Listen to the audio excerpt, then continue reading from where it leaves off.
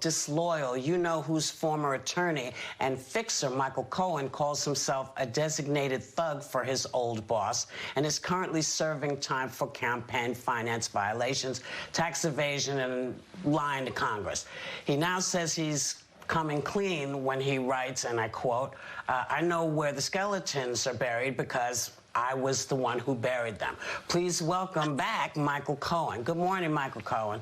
Good morning. Good morning. How are you?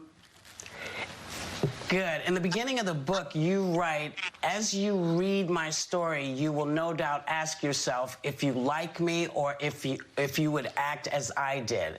And the answer will frequently be no to both questions. So I'm going to ask you, what's the verdict been from other people so far?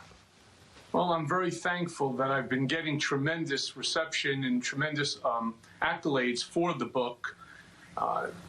Mostly, I mean, there are always the detractors that no matter what you do and no matter how you put yourself out there, they're always going to be negative. But for the most part, it's been well received. And the whole purpose of the book was really to open up people's eyes so that they understand the individual that's asking them to vote for him in November. And if you agree with their moral compass and you agree with their behavior, then he's the man for you. But if you don't, now is the time to really understand him. And that was what I was trying to do, to give you some insight into who the man really is, something that nobody else has been able to do. Mr. Cohen, you were a trusted advisor and close confidant of President Trump. And there's a really long habit on this show where people who have worked with the Trump administration closely all of a sudden switch gears after doing all his bidding and then atone for the sins of working for President Trump. You own up to being a liar, a cheater, and a thug for President Trump. You write, quote, I took a weird kind of pleasure in harming others in the service of Donald Trump. I feel like I knew that about you before interviewing you. And now that you're switching sides and switching narratives and you're now telling me that Trump's a bad dude, why should I believe that? Because I don't easily swallow my initial instincts on people, and a liar is a liar is a liar, so why aren't you lying now?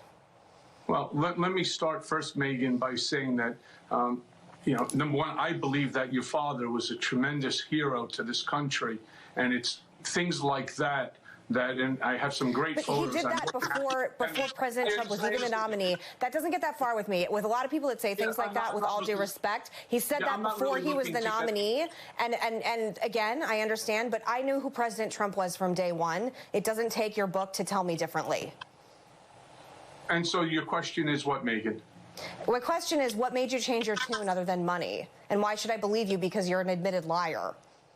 Well, okay, you do have to look at what the lies were all about. They were at the direction of and for the benefit of Donald J. Trump. I've said that since day number one. And first and foremost, I also want to say I've been a Democrat my entire life. So when you say I'm switching sides, do you mean Republican Democrat, or do you mean... No, I mean, you went from someone who was talking about Trump's poll numbers and doing all his bidding, you admittedly right, to now saying he's the worst person in the entire world. So I think it was really my daughter who recently had an article about her in Vanity Fair, and I think she was even on CNN this morning. I was suffering from what she termed Stockholm Syndrome.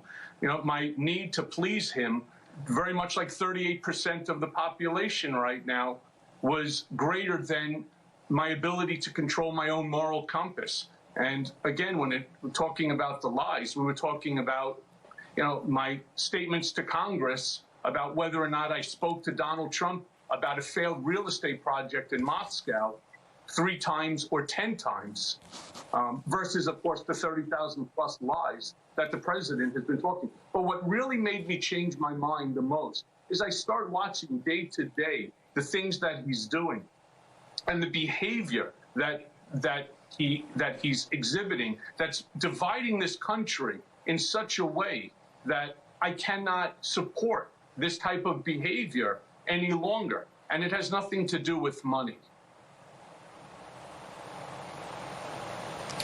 All right, Michael. When I spoke to you recently, you said you were in the cult. That answered my question. But let's get to this. Trump has made creepy comments about your own daughter. the brave little girl who wrote the article. He said, no, he made creepy comments about Ivanka when he was on this show. He was obnoxious. I was sitting there with him.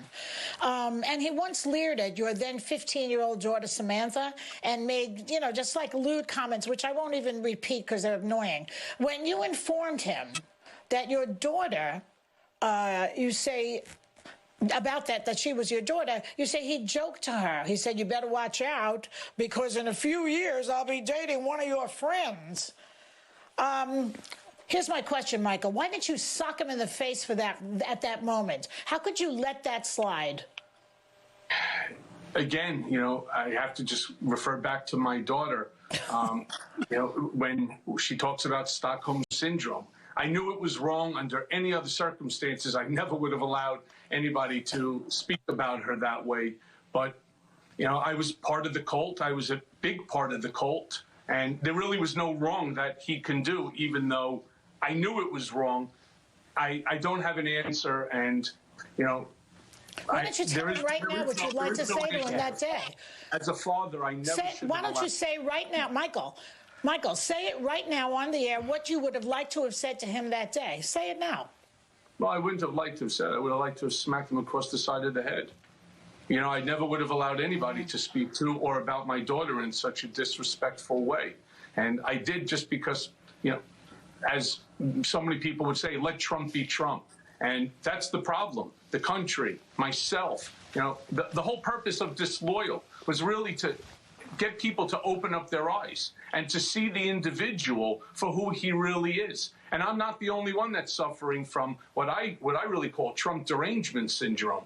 And the whole 38% of this country is suffering from it. It's like being in a cult. You remember Jim Jones? It's the same mindset. We'll be back with more with Michael Cohen when we come.